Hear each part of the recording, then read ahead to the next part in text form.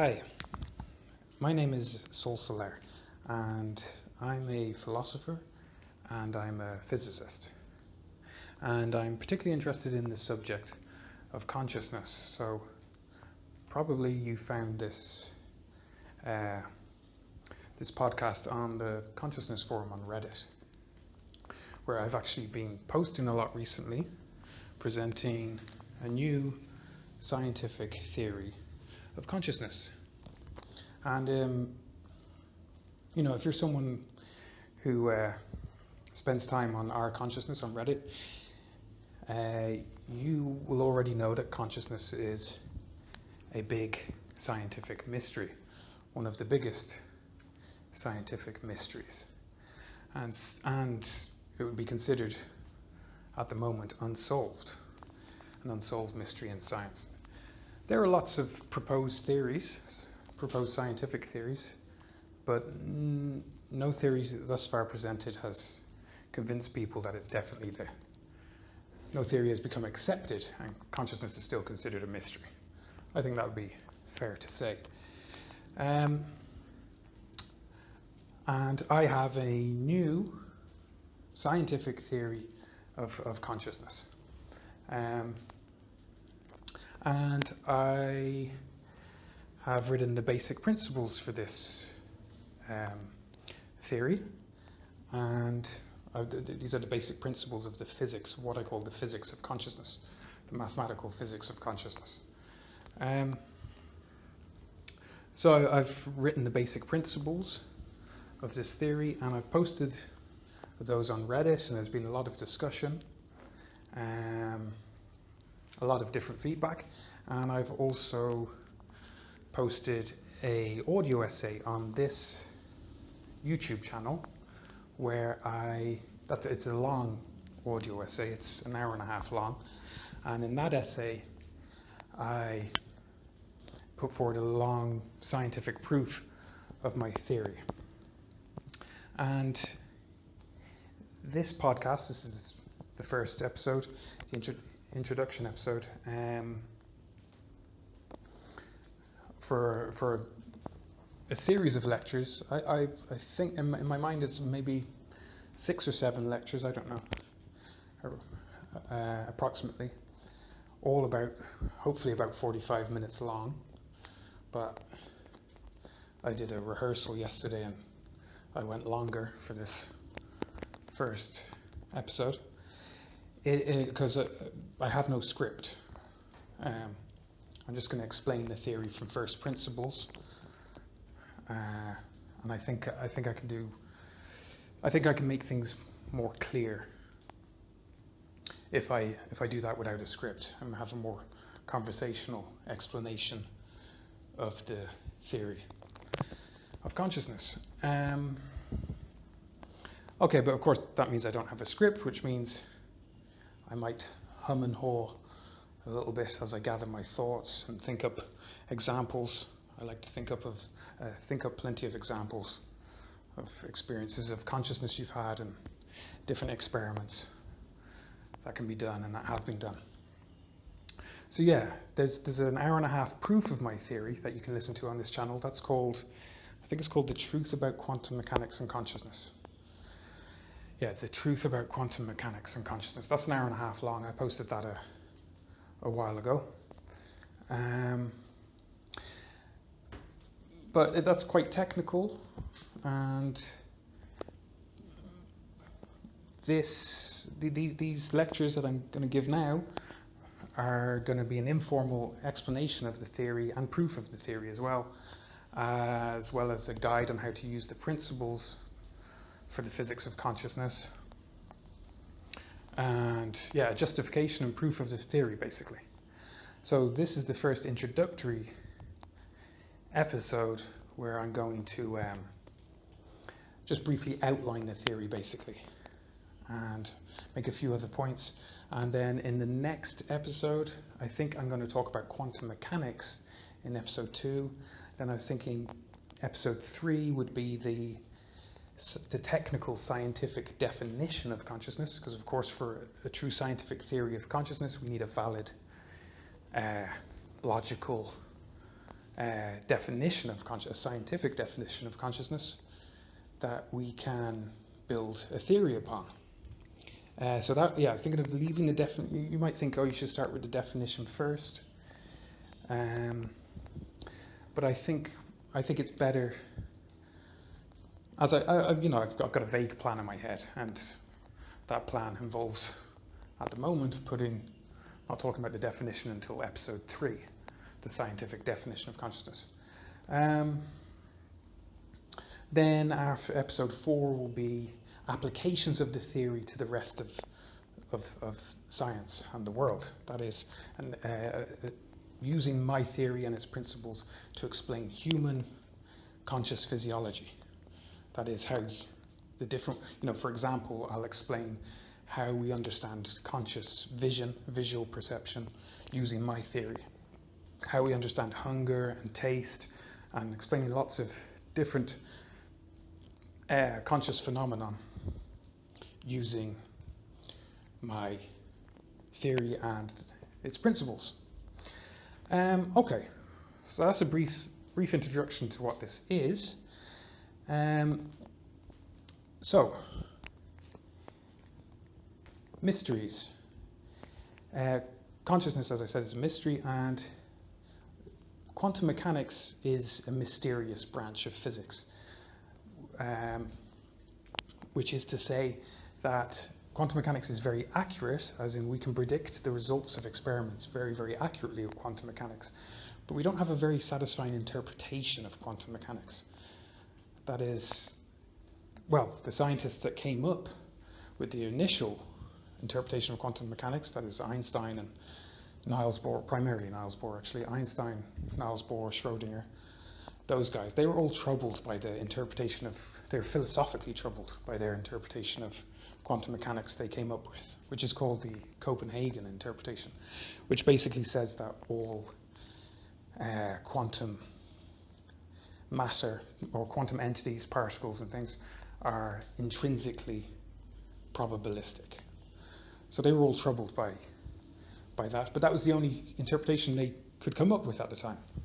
It's just they didn't. I have a new interpretation, which I claim it makes much more sense than the Copenhagen interpretation and much more sense than any other interpretation, and it involves consciousness, but it's very simple and very logical. So it's a new interpretation of all the experiments of quantum mechanics. So that's what I'm promising. Mysteries of consciousness will be solved, and the mystery of the correct interpretation of the experiments of quantum mechanics. I've solved both these problems.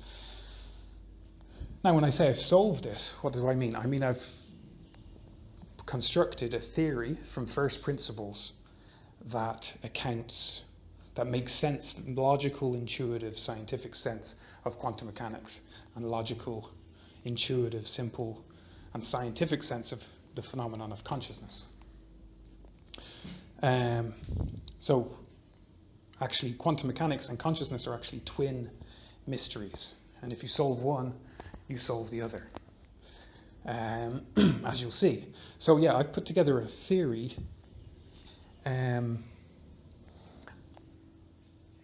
that solves those two mysteries. Now, it's just a theory. There are many theories of consciousness, so we have to remember there are many theories of consciousness. So just because I've put together a theory doesn't mean it's necessarily correct. You can listen to this theory and decide, oh, that's a scientific theory, and it's logical, it makes sense, but I don't think that is the correct theory. And there are many such theories. Like for example, there's the multiverse theory of quantum mechanics, which you can appraise, you can examine it conceptually, and you can accept it as a logical theory. It does align with the experiments of quantum mechanics, but you could still decide, oh, I don't think that's true. I think it's the Copenhagen interpretation is actually true. So when I say I've solved these problems, I have a theory that makes sense of these problems. Then it's up to you to decide whether you believe in this theory, which will inevitably be based on your experience of consciousness, because that's what we're trying to explain. and the only consciousness you've ever experienced is your own. So you'll have to make reference to your own experience of consciousness. Because to repeat, the only consciousness you've ever witnessed is your own. You've never seen, you can't see your friends' thoughts and feelings. And even if you look at their brain, you can't see their thoughts and feelings. You can't see someone imagining a tree. You can't see the tree they're imagining. Even if you examining their brain on all scales just reveals, grey matter and then neurons and then different particles. You never see their conscious imaginings directly. Okay, so you don't have to accept the theory as correct, but what you do have to accept, if you're an honest scientist, is that this theory is scientifically valid. It is a scientifically valid theory. There's just no two ways about that. If there's one thing as a philosopher, if there's one thing I'd consider myself a bit of an expert on, it would be the scientific method. And you must bear in mind, the scientific method isn't a part of science. If you study science, and in fact most scientists these days, and this is a very big problem in the modern world, most scientists will go their entire scientific education without studying maybe not most, I shouldn't say most at all, a lot of scientists will go their entire scientific education having read very little philosophy. And the scientific method isn't science. You can study the whole of science without ever studying the scientific method, the philosophy that underpins the scientific method. And I'm more a philosopher than I'm a physicist, though I trained in university as a physicist. So I call myself a philosopher, but actually in university I studied theoretical physics and a lot of quantum mechanics. But first and foremost, I personally consider myself a philosopher. I didn't study philosophy in university because I didn't find it interesting. I found quantum mechanics more philosophically interesting than what was on offer in the philosophy departments. So, of conventional philosophy courses. You can't deny that, or people are trying to deny that this is a valid scientific theory, but that you're just ignoring the definition of the philosophical definition of the scientific method. It is a valid scientific theory. So that's one thing that I'm trying to do here, is prove beyond all doubt, which I can do, that this is a valid scientific theory. I can't prove that nature is definitely instantiating this theory, but I can, by examining the scientific method, show that it is a valid theory. Okay, so that's getting that out of the way, because I meet a lot of resistance for this theory, and people saying, "Oh, this is woo-woo and nonsense," and it's just technically not. It is a valid scientific theory, even if it's incorrect. So I think this theory is definitely worth considering with an open mind, because, as I say, it solves the hard problem of consciousness, the mystery of consciousness, and it solves quantum mechanics. Okay, that's enough of that. So that's what I'm offering, if you keep listening. And it's a big claim, but you'll see if you keep listening, I won't say anything illogical or that isn't strictly scientific. We are following the scientific method very strictly here. Okay? So a very big claim. And yes, this is a big claim indeed. So keep listening.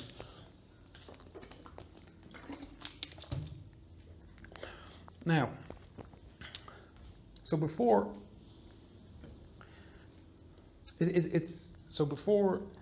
I explain the theory, I just want to talk a little bit about Copernicus.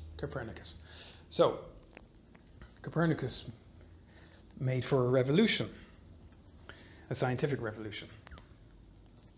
And initially his revolutionary idea was reflexively rejected by the scientific establishment of the day. But of course, after some time, not very long at all, a few decades, his theory was accepted as the correct theory, and it was proved to be the correct theory beyond all doubt by Isaac Newton and his explanation of the solar system using his mathematical physics. Yeah, and there's an extremely strong analogy between what I'm doing and what Copernicus did. The analogy is irresistible. It's exact. It's an exact analogy. Okay, so we're going to briefly explain Copernicus' scientific revolution.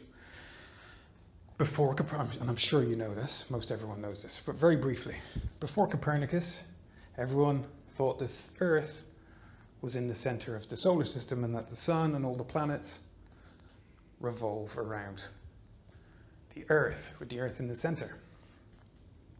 And it's quite natural, because that's where we are, and we have a center of consciousness that is kind of has this natural tendency to assume it's the center of everything. And that's called anthropocentrism, where you just think the human view must be the correct view for the whole universe. And there's a lot of anthropocentrism involved in the rejection of my theory, because people find it difficult to comprehend of consciousness apart from human consciousness, because human consciousness is all they've ever experienced. So, so these people, pre-Copernican people, would look at the night sky and they'd see the planets moving across the night sky. And against the backdrop of the fixed stars. All the stars don't seem to move. If you sit out at night and you watch a star, you just stare at a star, you won't have to move your head. It will stay in the same spot relative to you, because it's so far away. The planets and the sun are much, much closer. Much, much, much, much, much, much closer. So when you can see a planet, it moves across the sky. Same with the sun. Obviously, the sun moves very dramatically across the sky every day. That's why we have the word planet. The word planet actually comes from the Greek word to wonder. And so the planets were differentiated from the stars by the ancient Greeks because they moved across the sky. And that's why they called them planets, because they wander across the sky, which is nice.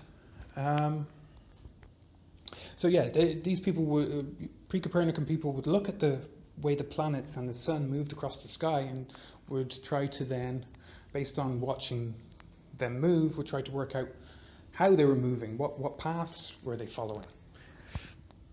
And here's the thing. All scientific theories, all of them, are based on postulates. And now you've got to understand what a postulate is. Postulate is the scientific word for assumption. There's literally no difference between an assumption and a postulate. Actually, all postulates are a subset of assumptions. Particularly, postulates are assumptions that are used as the basis for scientific and mathematical theories. So before you can make a mathematical theory, or before you can construct a scientific theory, you need some postulates, and they're assumptions. Now you try and keep the assumptions very few, and you try and keep them as simple and as obvious as possible.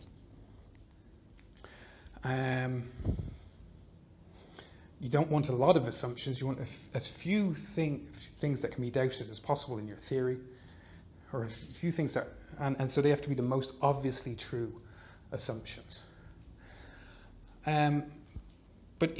So all theories are based on assumptions, but if you change the assumptions, if you change the postulates, then you can build different theories. So now we'll see how that applies to our solar system. So before Copernicus, the postulate was, the fundamental postulate of the solar system that they used to make their theory was, the Earth is at the center. So they would try and work out the paths that the planets were taking. And every time they started to build a theory, they did one thing immediately as an assumption. they put the Earth in the center. And no one before Copernicus thought, what if the sun's at the center? Because that's all Copernicus did say. And no one thought, what if Mercury is at the center? Everyone before Copernicus, before they constructed the theory, they put the Earth at the center as an assumption. Okay, and they never considered the other assumption, but you can see how different assumptions lead to different theories. If we use the pre-Copernican assumption that the sun is at the center, then the planets if we use the pre-Copernican assumption that the Earth is at the center, then the theory that we build based on our observations of the planets is crazy. It has things called epicycles.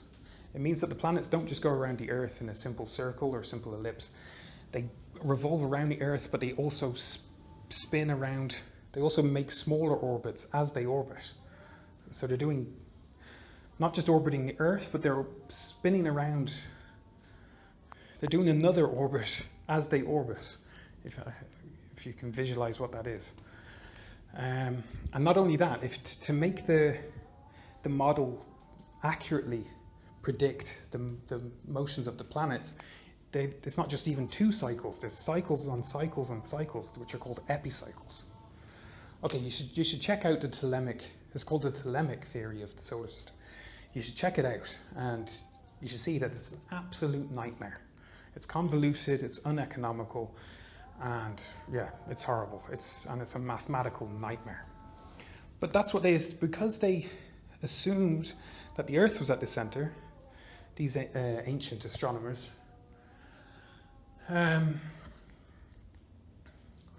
could only construct this convoluted theory. Why? Because the other possibility hadn't entered their mind. They just assumed that the Earth was definitely at the center. If someone had said, what if the sun's at the center? Immediately they're just like, no, that's ridiculous. Okay, so I'm in the same position as that. But as we all know, Copernicus wasn't saying anything crazy at all. In fact, he was correct. Because Copernicus changed the fundamental assumption of the solar system to the sun is in the center. And as soon as you change that postulate, the solar system becomes totally simple and logical. The sun is in the center, and all the 9 planets, for me, Pluto is still a planet and always will be. I don't care what NASA nonsense they want to make up.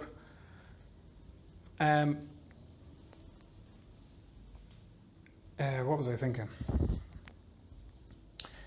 Yeah, you put the sun in the middle, and then all the planets orbit the sun in perfectly simple ellipses. And Newton proved this beyond all doubt when he used his law of gravity, which is a central law, and he showed that a central gravitational field described by his law of gravity produces ellipses in terms of planetary orbits. And now we see in this example with Copernicus that something can be both extremely simple but also extremely revolutionary. And that's really the sticking point with my theory, or what's going to cause a little bit of controversy at first with my theory. It's hard to talk for so long.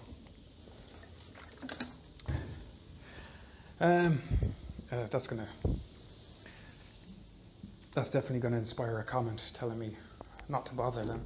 But anyway, I like predicting haters' comments before they write them. So yeah, simple but revolutionary. Something can be exceedingly simple. Like what's simpler than what Copernicus did? Nothing simpler. He just said, it's not the Earth at the center, it's the sun at the center. Now that's a very simple change in postulate, but it very much threatened the scientific establishment at the time because the scientific establishment at the time wasn't purely scientific, it was also a theological establishment, and they were threatened by the idea that God hadn't put the earth at the center of the universe. So they reflexively rejected it, with no real grounds to reject it as an opposing theory, because there are no grounds to reject it. And similarly, I've presented my theory to a number of scientists, and they all reflexively, well, it started to really rain. They've all reflexively, no, they haven't all reflexively rejected it at all. I shouldn't say that. But a lot of them have. A lot of them have, but some of them have agreed with it as well. But it is definitely contentious, controversial, because my theory has quite large philosophical implications and existential implications for humans on the planet. I mean, same with Copernicus. Before Copernicus, people thought they were sitting in the center of the universe. And then they had to realize, oh, we're just third rock from the sun. You know, that even though his theory was definitely correct, that takes some psychological adjustment for people to believe in, if you spent your whole life believing in one way. So we have a similar issue here, because this theory has philosophical implications that are very large, but very interesting and very positive, which is good. So that's one thing to bear in mind as you listen to the theory, is that it's revolutionary and it's a big shock. It's a change in how you see your universe. Like once you find this theory plausible, you'll be like, wow, I can't believe that I might be in that universe. Like this is you know, as you know, consciousness is a mystery, so it's not understood at the moment. And now you're going to have a theory that makes sense of it, and you'll be like, wow.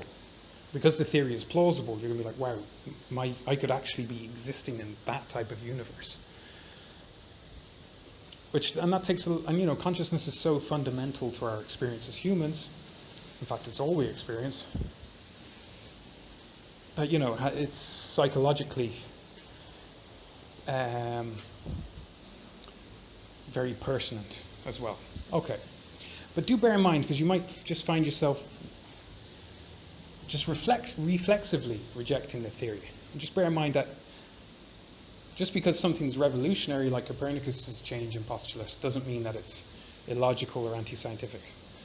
Because to repeat, you will not find a scientific flaw in this theory. No, that's one thing no one has done on Reddit. And I've been debating this on Reddit for a long time with scientists, and not just with scientists, with lots of people. And no one has given any valid objection to this theory at all. So it's definitely worth a listen. These are big claims, but so far I haven't said anything illogical or crazy. All that stuff about Copernicus is true. So, you know, definitely bear with me. So, let's leave Copernicus behind, and we will, by analogy, I'll explain my theory. So there are two possible postulates or assumptions for the solar system. Oh no, there's not actually. I was going to say there's two. Earth in the center or Sun in the center. There's not two possibilities. There's 10 possibilities, because you could put any of the planets at the center. And then there are other possibilities where there is no center. But our gravity is a central force, so our solar system has a center, the Sun. Now, with consciousness, we need to and what I'm doing is I'm going to the philosophical basis of scientific theories. Like this theory, what you're hearing now, is a theory being explained from first principles. And you know, the modern scientific community doesn't really know the scientific method very well, so they don't concern themselves with first principles. And they don't really know how it works very well. At least that's been my experience talking to these scientists. So, first of all, what are we trying to explain? Let me just take a look at... I'm just going to take a look at how much time I've been talking. 30 minutes, wow. One thing I will accept is that I am verbose. I've been accused of that a lot. But anyway, I may be verbose, but I'm not a quack. And this is not woo-woo. And you won't be able to show it is. Anyway, yeah. I guess I'm a bit confrontational as well, but these arguments have been going on for a while. Or maybe, I don't know, defensive, or, yeah, whatever. Anyway, what am I talking about? Yeah, so consciousness. Well, the first assumption we have to make, the first postulate we have to decide upon is, does consciousness exist? There are a lot of theories these days, a lot. In fact, an hilarious amount of theories.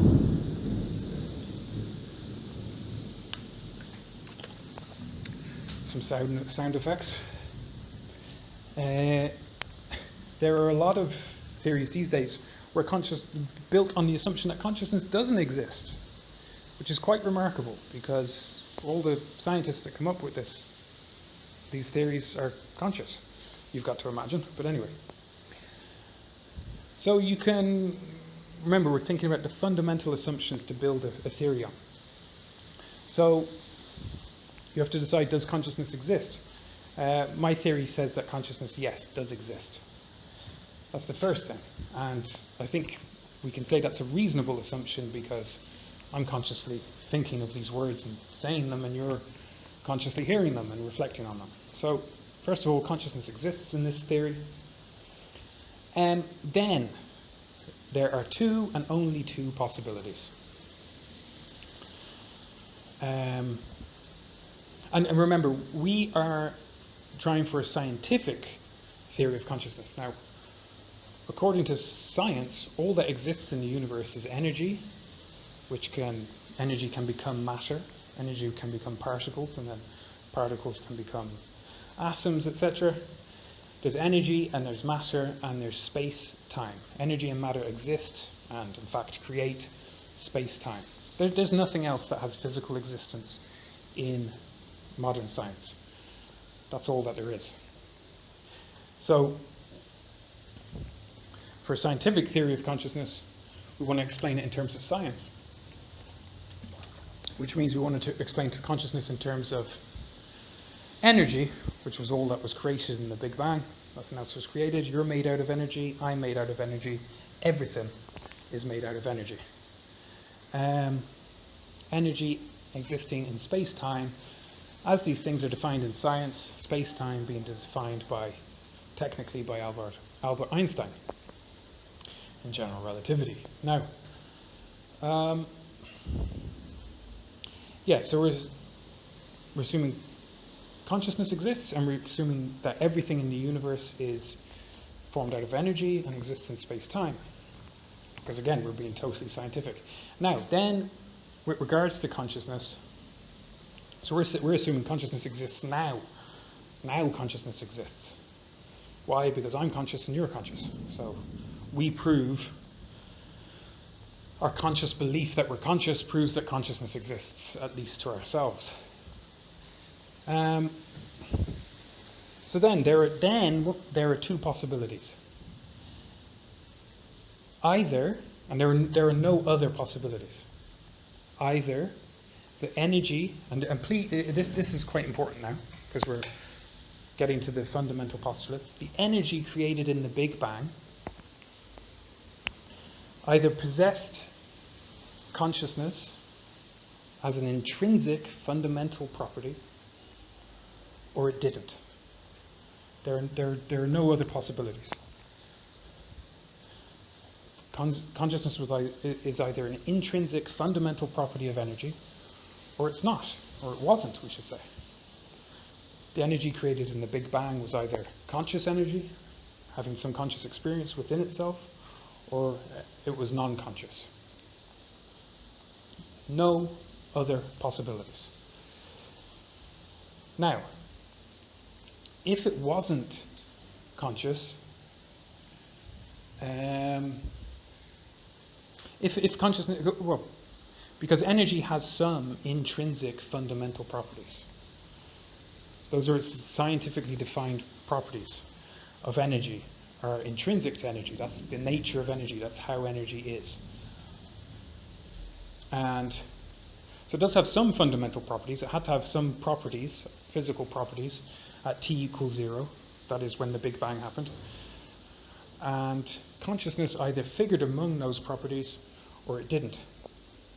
If it didn't, then, given that we're conscious, and given that we're made of nothing but energy and particles,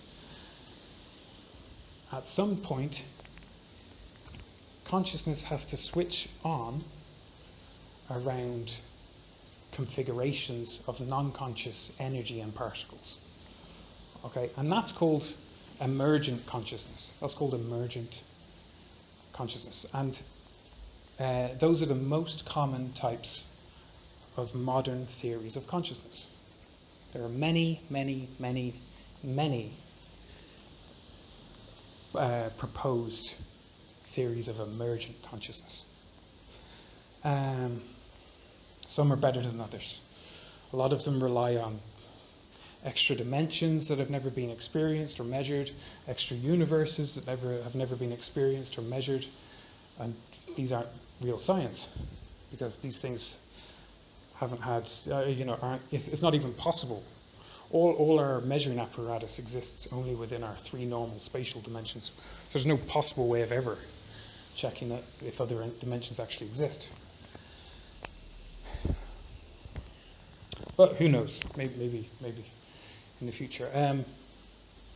I have a much simpler theory. So, so there are many emergent theories of consciousness, where consciousness switches on around some special configurations of non-conscious particles.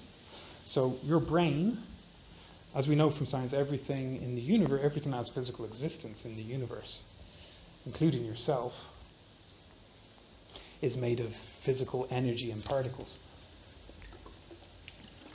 So your brain and your body, or your brain within your body, is one configuration of particles and energy, a special configuration where consciousness switches on.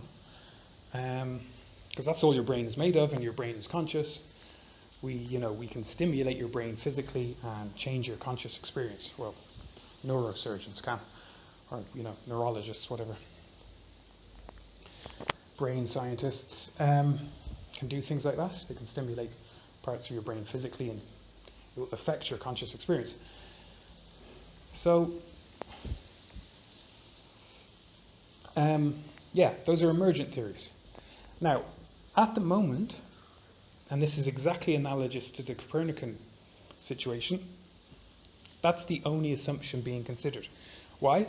Well, because you can check any university textbook, any physics textbook at all, any accredited university physics course, and you can find the physical definition of, for example, energy or an electron or a proton, and it doesn't involve consciousness whatsoever. Like, take the electron, for example. Look in any textbook, ask any physics professor. What is an electron? He'll tell you its mass, he'll tell you its charge, he'll tell you its magnetic moment, he'll tell you how it behaves in quantum mechanical experiments, how it's intrinsically probabilistic in certain experiments according to quantum mechanics. And nowhere at any time in defining and describing the electron, at no time will consciousness be mentioned at all. Okay? Which is to say that modern scientists assume that energy and particles are not conscious, possess no consciousness, or devoid of consciousness. Which creates the problem of how does the consciousness switch on? Or another word is emerge. How does the consciousness emerge? And this is the only postulate, assumption, that scientists have been working on for about 100 years, more really. For a very long time, scientists have assumed that basic matter and energy are non-conscious. And this is the only assumption that the scientists have been working on. So they're trying to come up with theories. The first thing they do, because they've been trained as scientists, already in their mind, the assumption energy and particles aren't conscious is already hardwired into their brains. This is the problem. It's hardwired into their brains that electrons and energy are non-conscious stuff. This creates the hard problem of consciousness, because all you're made of is energy and particles, and you're conscious. So how's the conscious come about if all the energy and particles are totally devoid of consciousness? And for 100 years, scientists have totally failed to come up with an emergent theory that makes sense, that's logical, and that doesn't contravene the scientific method. So that's a long time, considering only that postulate, building theories based only on the idea that basic energy and matter is devoid of consciousness. And there's nothing to show for it. This strongly motivates trying another postulate. But of course, you can only try another postulate once you've thought of the other postulate. And once you state it clearly. Like Einstein and Niels Bohr, they looked at quantum mechanics. It never occurred to them to explain quantum mechanics by assuming that the energy and particles are conscious, because it was already hardwired into their mind that those things are definitely not conscious. It was already assumed. Why? Because they studied these things, energy and matter, and consciousness never figured anywhere, because they were physicists. And nowhere in physics does consciousness enter, except for within the mind of the person studying. But you won't find consciousness in any standard physics text. Okay, so we need to identify and define the other postulate, or another postulate that we can try, and hopefully we'll have more luck. And I have another postulate, which my theory is based on, which I'm now going to explain. Then, based on my postulate, if it's scientific, and it is, if we can then build on that postulate a theory of consciousness, a physics of consciousness, that works, that makes predictions, that explains our experience of consciousness in a wide range of fields, then we can have faith, rational, scientific faith, that we've chosen the correct postulate.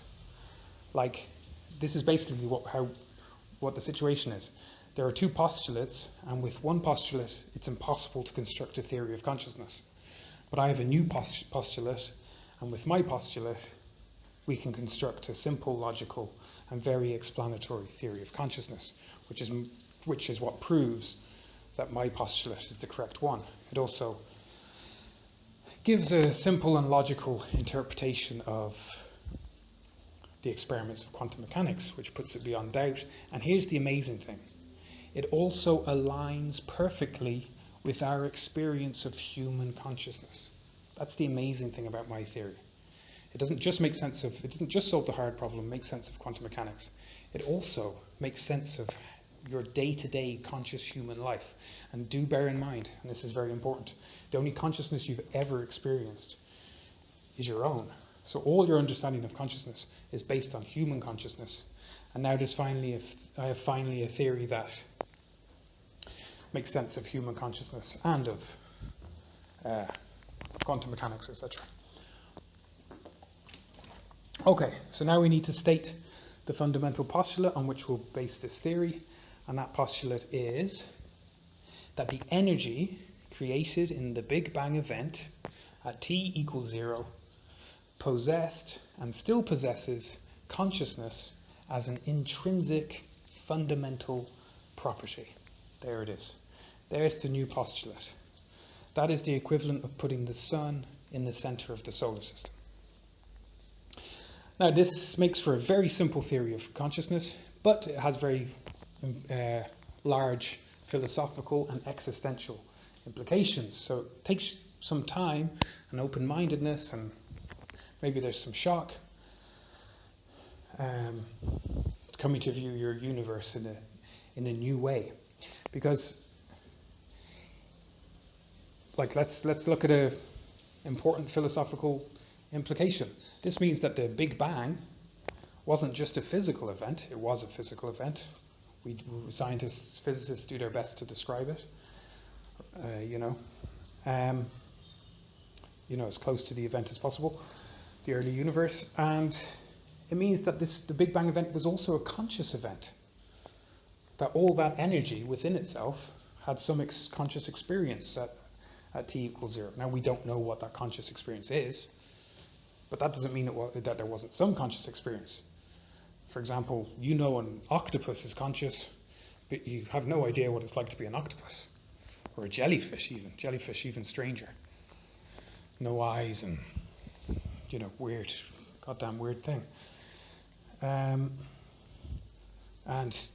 the first Big Bang event, all the energy of our universe compressed into one spot.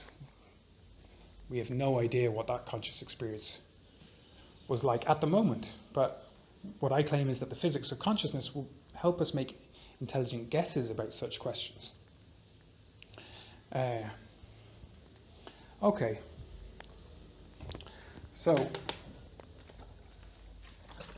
if all the energy created in the Big Bang event was and remains conscious, possesses consciousness as an intrinsic property. So that means everything is conscious. All energy and all particles. It's all conscious. You are a conscious formation within a universe of physical consciousness. The consciousness has physical properties that we measure objectively with physics, and it also has intrinsic subjective experience that can only be experienced by the thing itself. So this is revolutionary, but it's not illogical and it's not unscientific. It does not violate the scientific method. It's a perfectly reasonable scientific postulate. And it makes a whole lot of sense. Why? Well, you're made of energy and you're made of nothing else, and you're conscious. And you can have consciousness, you can put your consciousness anywhere in your body. And it's all that's, and then you can inspect what's there, and all that's there is energy. And your conscious experience seems to be within your physical form. So, if energy is intrinsically conscious, well, you're made of energy, and your conscious experience of that energy, which is to say your conscious experience of your body, feels like it's conscious intrinsically. Like if you touch your fingers together, when you touch them, your fingertips intrinsically, you experience consciousness there. So it is a revolutionary idea, but it's not crazy or woo-woo at all. Totally scientific postulate. Well worth examining, because for 100 years, assuming energy isn't conscious, well, we have no theory of consciousness. We just have a lot of jargon and a lot of, other theories that aren't satisfying. So that's the basic postulate change that we make. So so I'm at 49 now. I'm at 49, okay. I do definitely want to be under an hour. I don't want these to be too long.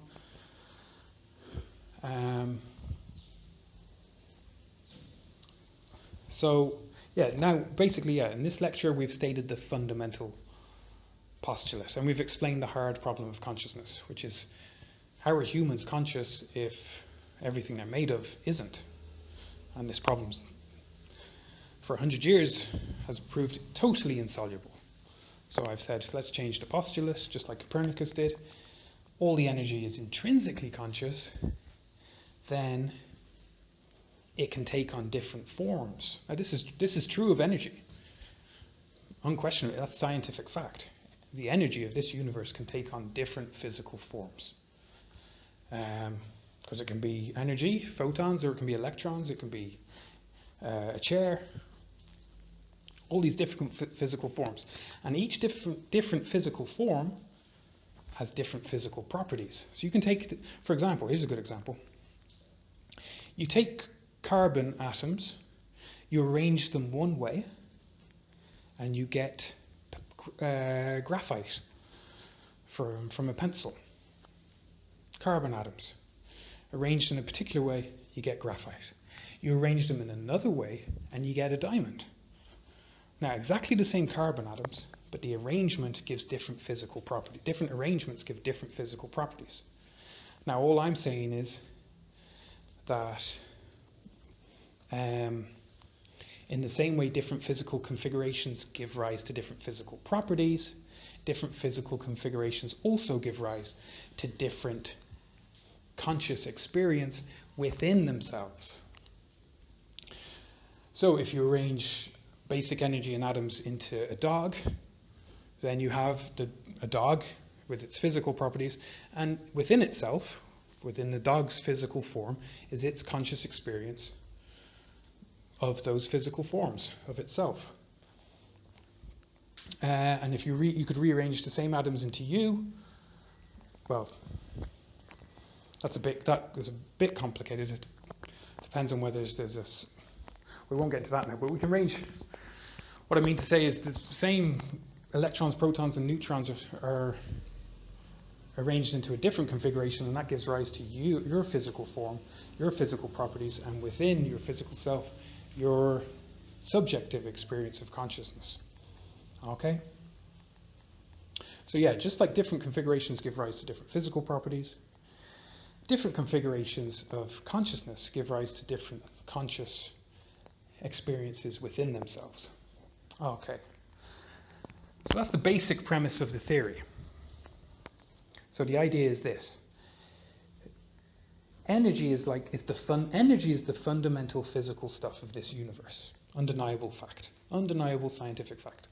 Energy is the fundamental physical stuff of this universe.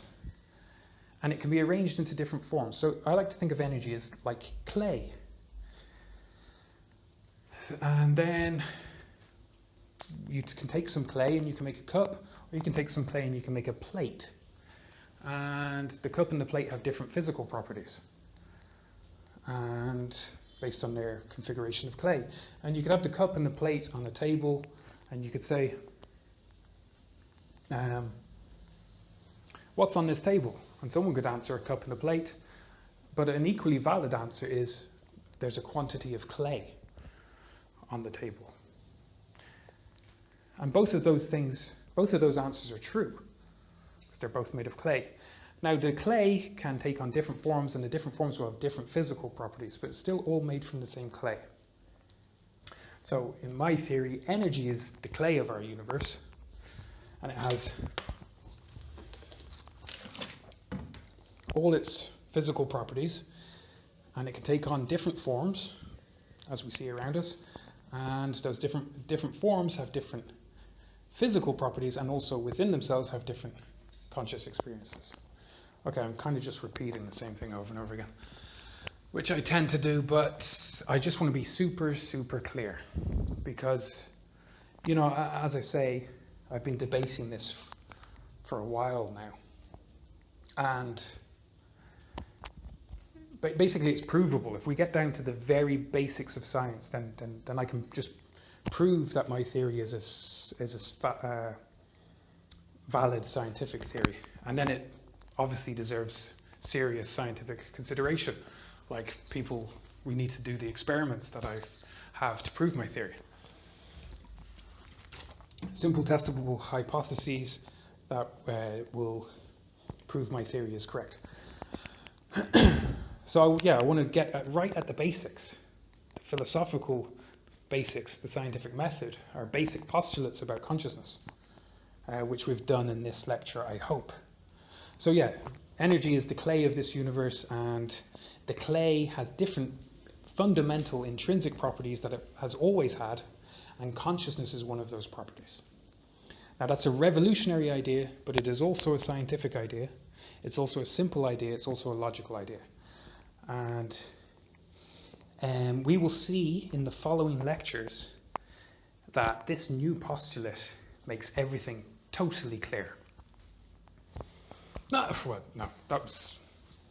that's not true. Not everything totally clear. It makes a whole lot of stuff totally clear. It makes quantum mechanics clear. It solves the hard problem of consciousness, and it makes your experience as a conscious human really remarkably clear. And I really highly recommend giving it some serious thought, because you're a conscious being. Your whole experience of life is via consciousness. Your whole experience of life is a conscious experience. So the more you understand consciousness, well, it's just remarkable the effects it's had on my life personally. It's been a very positive way of viewing my universe and my connection to it. But I'll explain those philosophical implications later on. First, we're going to continue with just proving the theory. So we have our fundamental postulate laid out. We've shown that it's just as scientific as saying that consciousness emerges out of non-conscious energy, which is what emergent theories are, and people accept emergent theories as scientific.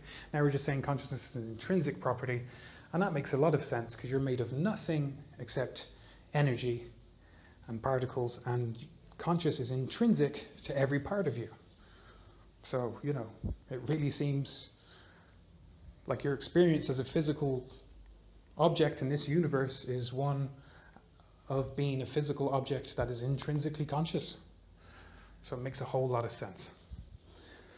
Anyway, in a future lecture, I'll explain how much sense it makes of human experience, human physiology. I'll explain visual perception, audio perception, taste, smell, the nervous system.